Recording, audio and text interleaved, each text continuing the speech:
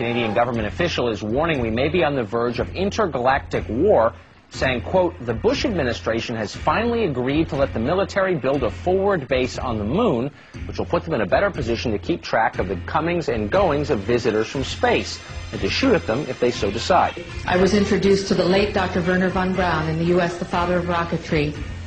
In my first meeting with him, during that first 3.5 hours, he said to me, Carol, you will stop the weaponization of space, because there is a lie being told to everyone that the weaponization of space is now first being based upon the evil empire, the Russians. There are many enemies, he said, against whom we're going to build this space-based weapon system, the first of whom was the Russians, which was existing at that time. Then there would be terrorists. Then there would be third world countries. Now we call them rogue nations or nations of concern. Then there would be asteroids. And then he would repeat to me over and over, and the last card, the last card, the last card would be the extraterrestrial threat. Pardon me, I don't mean to interrupt you, but doesn't this make sense? I mean, if in fact there are extraterrestrials and they're buzzing our planet, why wouldn't we want to take steps to defend ourselves from them?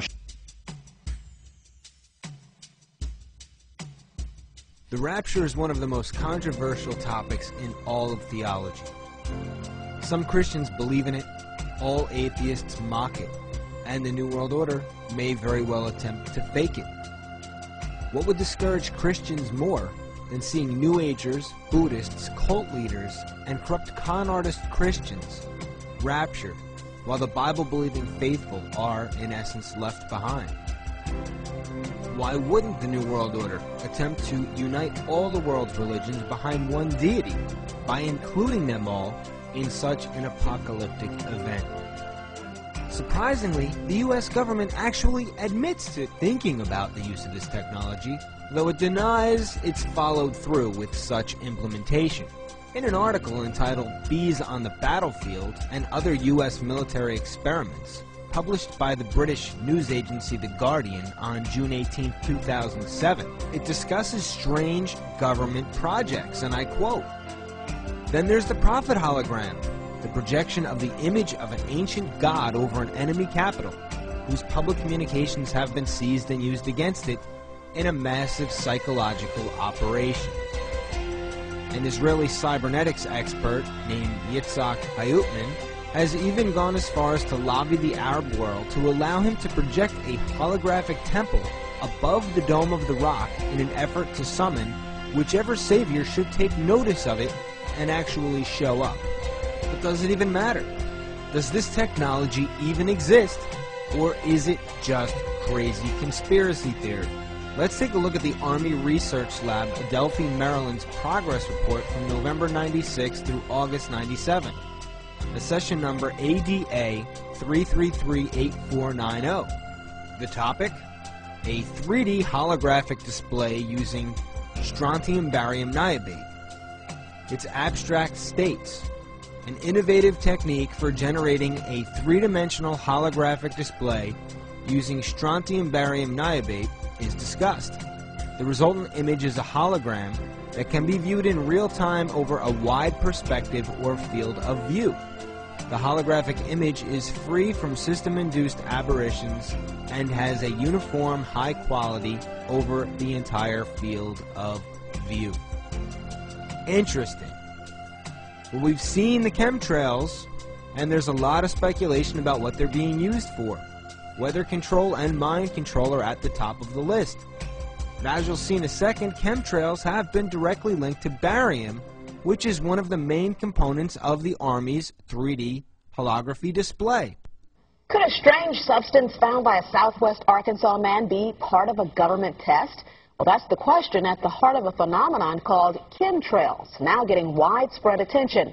Well, tonight, KSLA News 12 investigation reporter Jeff Farrell shows us the results of testing we had done about what's in our skies. It seemed like some mornings it was just crisscrossing the whole sky. It was just like a giant checkerboard.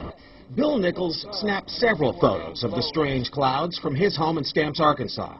They begin as normal contrails from a jet engine, but do not fade away like a normal contrail. Soon after, he saw particles in the air. You know, because we'd see it drop to the ground in a haze. Nichols then noticed the material collecting on the ground. This is water and stuff that I collected in bowls. I had it set out in my backyard on my dad's pickup truck. KSLA News 12 had the sample tested at a lab. The results? A high level of barium, 6.8 parts per million, more than 3 times the toxic level set by the EPA.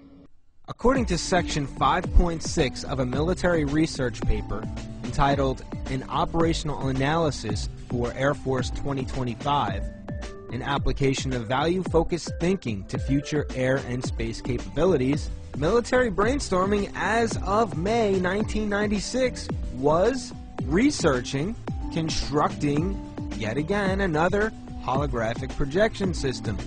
This time they were looking to implement an airborne holographic projector that would display a 3-dimensional visual image in a desired location removed from the display generator. The projector can be used for psychological operations and strategic perception management. It is also useful for optical deception. The picture you see here speaks for itself. This isn't depicted as a ground-based weapon, but rather one that would project a deceptive image hologram in the air. Could the chemtrails play a role in this? I'm no scientist, so I can't tell you absolutely yes or even maybe. But the chemical connection, barium, along with the military's own documents, lead me to think in that direction. But if they've got some kind of crazy projection system, that in and of itself isn't going to convince anyone of anything. Unless, of course, God is a mute and he's going to come in complete silence. Let's face it, even the most action-packed movies are boring without some kind of a stunning soundtrack. Well, just in time for it to be exploited in the very same way, the technology now exists to beam sound right into your head. Strategy.com reports in an article entitled Death Ray Replaced by the Voice of God that the U.S. Navy is using non-lethal systems called LRAD, or Long Range Acoustic Device. This is being used right now in the Persian Gulf. Many small fishing and cargo boats ply these waters, and it's often hard to get the attention of the crews. With LRAD, you just aim it at a member of the crew and have an interpreter speak to the sailor. It was noted that the guy on the receiving end was sometimes terrified, even as he realized it was a large American destroyer that was talking to him. This apparently gave the Army guys some ideas, for there are now rumors in Iraq of a devilish American weapon that makes people believe they are hearing voices in their heads. And then there's the A&E television series called Paranormal State, which used a clever combination of a large billboard and cutting-edge technology to beam frightening ads directly into people who were walking near the show's billboard in the heart of New York City.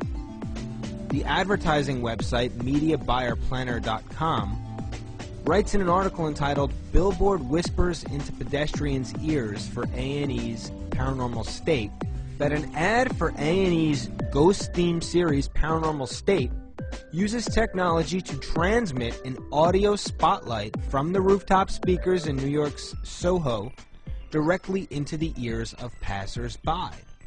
Here's a sample showcasing how this concentrated sonic beam works.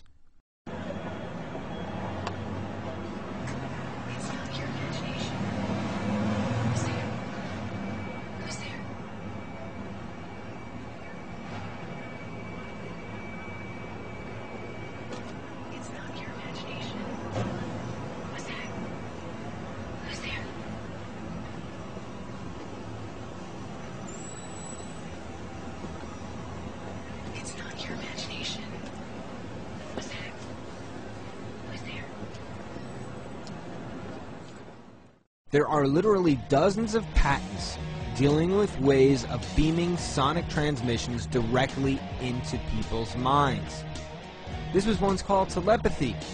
Today it's just modern-day technology and advertising.